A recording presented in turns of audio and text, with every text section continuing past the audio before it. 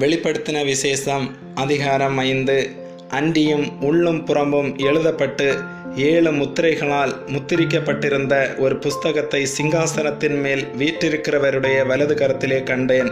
புஸ்தகத்தை திறக்கவும் அதன் முத்திரைகளை உடைக்கவும் பாத்திரவான் யார் என்று மிகுந்த சத்தமிட்டு கூறுகிற பலமுள்ள ஒரு தூதனையும் கண்டேன். வானத்திலாவது பூமியிலாவது பூமியின் கீழாவது ஒருவனும் அந்த புஸ்தகத்தை திறக்கவும் அதை பார்க்கவும் கூடாதிருந்தது.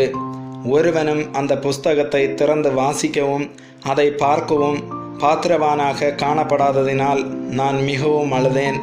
அப்பொழுது மூப்பர்களில் ஒருவன் என்னை நோக்கி, நீ அழ வேண்டாம், இதோ யூத கோத்திரத்து சிங்கமும் தாவீதின் வேருமானவர் புஸ்தகத்தை திறக்கவும் அதன் 7 முத்திரைகளையும் உடைக்கவும் ஜெயங்கொண்டிருக்கிறார் என்றான். அப்பொழுது இதோ அடிக்கப்பட்ட வண்ணமாயிருக்க